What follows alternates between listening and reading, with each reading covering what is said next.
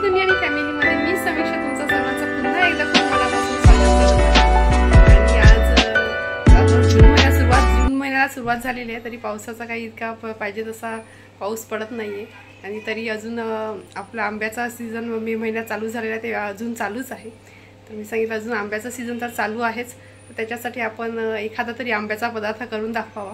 त्यासाठी मी आज तुमच्यासाठी खास स्पेशल असा आमरस शिरा किंवा ज्याला आपण मँगो शिरा बोलतो तो बनवणार आहे।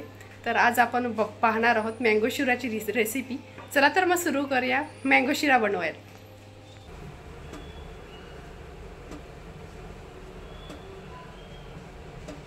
तर आमरस शिरा बनवण्यासाठी आपण काय काय साहित्य घेतलेले आहे ते तुम्हाला मी दाखवते। इथे 1 कप रवा घेतलेला आहे, हा बारीक रवा आहे। त्याच्यानंतर ह्याच कपाच्या मेजरमेंटने मी 1 कप तूप घेतलेला आहे, 1 कप आमरस घेतलेला आहे, 1 कप दूध घेतलेला आहे आणि ह्या दुधामध्ये मी पाववाटी साखर घातलेली आहे, जेणेकरून ही पटकन विरघळावी म्हणून। त्याचबरोबर इथे काही ड्रायफ्रुट्स कट करून घेतलेले आहेत, वेलची आहे। हे सर्व साहित्य मी आंब्याचा शिरा बनवण्यासाठी घेतलेलं आहे। चला तर मग आता आपण स्टार्ट करूया आंब्याचा शिरा बनवण्यासाठी। तर इथे मी पातेला गरम केला आणि त्याच्यात तूप घालून घेतलेलं आहे, जे आपण 1 वाटी तूप घेतलेलं आहे ते। आता तूप चांगलं गरम झालं की आपण त्याच्यात हा जो आपण 1 कप रवा घेतलेला होता तो घालून घ्या। मी बघते, हो बघा, थोडासा रवा घालून बघितलं की तो रवा अगदी पटकन वर येतो, त्याप्रमाणे आपलं तूप चांगलं गरम झालेलं आहे। गॅस एकदम मंद आहे। आता मी पूर्ण रवा घालून घेते।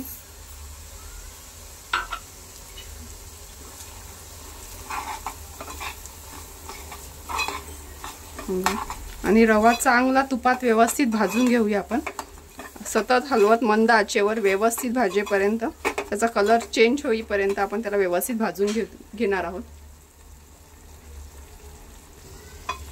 सतत हलवत असं आपण रवा भाजून घेत आहेत आणि मी बघू शकता थोडा थोडा रव्याचा कलर चेंज व्हायला लागलेला आहे, तसंच आपण थोडासा अजून भाजून घेऊया। बघा रवा आता व्यवस्थित आपला भाजायला लागलेला आहे, म्हणजे भाजून होत आहे। आता आपण ह्याच्यात जे आपण ड्रायफ्रुट्स कट करून घेतलेले ते ड्रायफ्रुट्स सर्व घालूया। हे बघा, हे ड्रायफ्रुट्स आहेत, ते सर्व आपण ड्रायफ्रुट्स घेऊ, जेणेकरून ड्रायफ्रुट्स रव्याबरोबर थोडे भाजले का त्याची टेस्ट खूप मस्त अशी लागते। थोडे तुपामध्ये ते तळले जातात, त्याच्यामुळे अजून थोडा वेळ आपण हे भाजूया। हे बघा, तुम्ही बघू शकता आता आपला रव्याचा कलर चांगला असा बदललेला आहे आणि त्याचबरोबर जे आपण ड्रायफ्रुट्स टाकले तेही चांगले भाजलेले आहेत, तुम्ही बघू शकता। बघा, थोडासा कलर बदललेला आहे। आता आपण ह्याच्यामध्ये जो आपण आमरस केलेला आहे, आमरस जो घेतलेला होता तो घालूया। गॅस एकदम मंद आहे, त्याच्यात आमरस घालून घेतलेला आहे।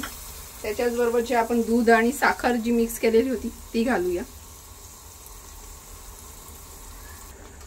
बघा, दूध आणि आमरस आपण घालून घेतलेला आहे। आता आपण चांगलं मिक्स करून घेऊया आणि तुम्ही बघू शकता आंब्याचा किती मस्त असा कलर आलेला आहे। त्याच्याच बरोबर मी ह्याच्यात घालणार आहे चिमूटभर मीठ, कारण कोणताही गोड पदार्थ करताना त्याच्यात थोडंसं मीठ घातलं की त्याला टेस्ट अगदी मस्त येते। बघा, मीठ घालून घेतलेलं आहे बरोबर। हे पूर्ण व्यवस्थित असं मिक्स करते आणि ह्याच्यावर झाकण देऊन हे 2 ते 3 मिनिटासाठी शिजवून घेते। आता ह्याच्यावर मी झाकण दिलेलं आहे। आता 2 ते 3 मिनिटं हे मंद गॅसवर आपण शिजूया। आपला शिरा मस्त शिजत आहे। त्याच्याच मध्ये आपण जी ही वेलची बारीक करून घेतलेली होती, सोललेली होती, ती मी थोडी बारीक करून घेतलेली आहे, ती टाकून घेते आणि पुन्हा एकदा व्यवस्थित ह्याला हलवून घेते। आणि आंब्याचा कलर एकदम मस्त आलेला आहे।